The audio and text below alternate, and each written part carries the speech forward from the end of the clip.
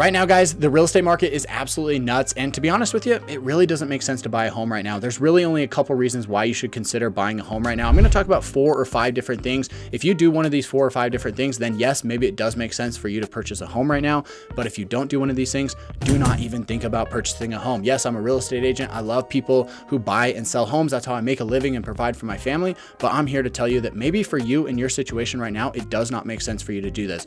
I want to talk about the 4 or 5 different things where it does maybe make sense for you to go through that process and purchase something. So with that being said, let's jump into it. My name's Cody Steck, your favorite Utah realtor. Thank you so much for watching these videos. If you're a new viewer, I talk about what it's like to work, eat, sleep, live, and play here in Utah. And if you're a returning viewer, I want to welcome you and thank you for joining us here on this journey of talking about real estate in Utah. So with that being said, I want to jump into this and preface it and say it might still make sense to buy a home regardless of what I'm talking about here. If you want the benefits of having a secure place, you're going to get some benefits of having a place to call your own. You're going to get some tax benefits. You're going to be able to pay down the principal on a loan. Yes, you're going to pay interest, but that's the, equivalent to paying rent on a different place, right? It's basically just money you pay and you don't get anything back for it.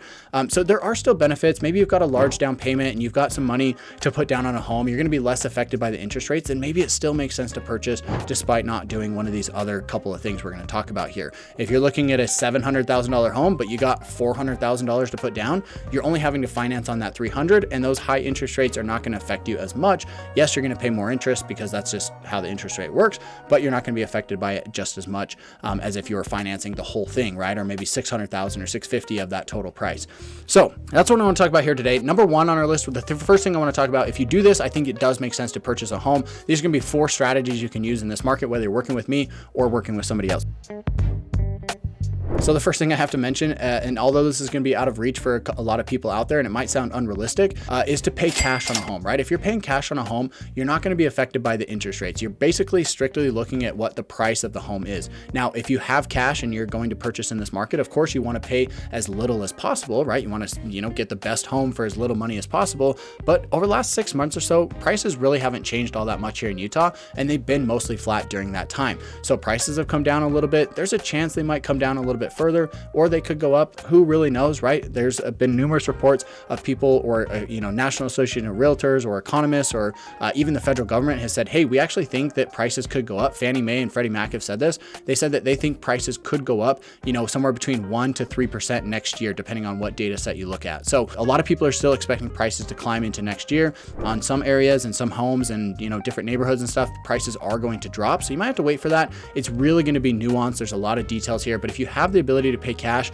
it will probably still make sense for you to purchase a home. You get the benefit of just moving into a home, not having to worry about moving again. You don't have to worry about a landlord or anything else. You pay the cash, you've got a place, and you don't have to worry about anything, right? So obviously that might sound out of reach for a lot of people, but you might be surprised to hear that roughly 1 out of 3 transactions in the market right now is all cash. So there are a lot of cash buyers out there. You might be one of them. For most people, they're going to be financing, at least 2/3 of people. But again, 1/3 of people right now are paying cash for homes, and that makes sense.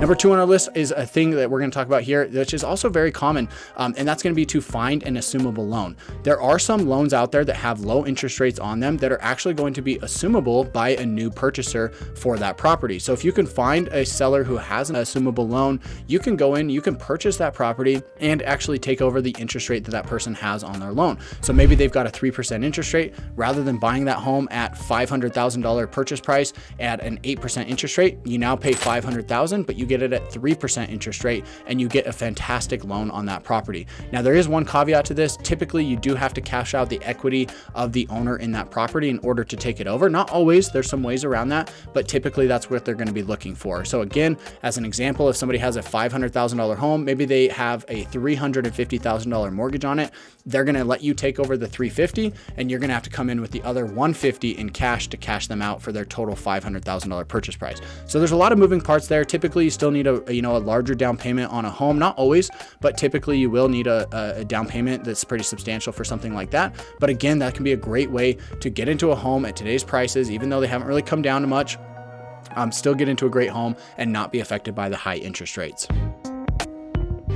Now, the next two things I want to talk about here are going to be a little bit more nuanced, are going to be a little bit more advanced real estate tactics for purchasing property and going through this loan process. So we're going to get into the weeds a little bit here. If you need some additional help or you want more information on how this thing works, I deal with a lot of investors and a lot of homeowners who I've walked through this process and helped them find a better deal in the market today. So if you want more information on that, make sure to reach out to me, call, text, or email. My information's here on the screen as always, and you can find it down in the description box below. I love working with people who reach out from these videos, and I cannot wait to hear from you who's watching the video right now. So number one, well, I guess we're on number 3 now, but the first thing I want to talk about here is going to be to find a killer deal that's off market. Believe it or not, there's hundreds of transactions that take place here in Utah every single month that never hit the market. When you're looking online, you're looking at Zillow, you're looking at Redfin, you're looking at realtor.com, anything like that, you're going to see homes that are listed on the market. 99% of the time they're listed by a real estate agent, but every once in a while you might find a for sale by owner that's also listed in those spots. However, there are, like I said, hundreds of transactions that take place off market that people don't even know about, that most people don't even know are happening. The way that this works is typically it can be like a friend selling a property to another friend. It could be mom and dad selling a property to a son or to a neighbor. It could be even an investor who went out there, they started cold calling all these people and said, hey, do you want to sell your property? Do you want to sell? Do you want to sell? And they just found somebody directly and put a deal together with them without any real estate agents involved. I've got access to a lot of these deals. What happens is these people will find these transactions. They'll say, hey, I've got a home over here in Sugar House. It's for sale. They want $600,000 for the home. It's probably worth about $650,000, maybe $700,000. There's a little bit of a discount because maybe there's no commissions involved or closing costs. You don't have all the headache of the, selling fees, and they're willing to offer this home at a discount off market, right? So sometimes you streamline that process. You can find these deals off market. Typically they do need a little bit of updating and a little bit of fixing, but generally they're not too bad. And you can find these homes at killer deals at killer prices. So if you can get into something where maybe the home is worth $650,000, but you only pay $600,000, well, now you've just insulated yourself. You've just got $50,000 worth of equity without having to pay for it, right? You're coming in under the value of that home, and you actually get to secure that difference as a buffer for the property, right? So that's another way to get a great deal out there in the market today. There's lots of different ways to purchase it and finance it. You don't have to have cash in that instance, but there's a lot of nuance that we're not going to cover here in the video. So again, if you want information on that, reach out to me. The last thing I want to talk about here is going to be buying a home on seller financing. Now, you might have heard the term like rent to own or a lease option or seller financing. This is a different tactic where you go out there and you can actually find a seller who maybe has a paid off property, right? So let me give you an example on how this actually works, because I think that'll be the best way to really describe what's happening here. So let's say you've got a home. Let's say that, unfortunately, grandma and grandpa passed away. They didn't have, they didn't have anybody to give the home to. They passed away and their home is now sitting there. And let's say that their son has inherited the property. Their son could be in a position where the home is paid off and maybe they don't want to sell it on the open market. Maybe the home is in disrepair or has issues and needs a little bit of fix up, or, maybe the son just doesn't know what they're doing, or they want to get a little bit savvy with it. And they might say, hey, this home is actually paid off.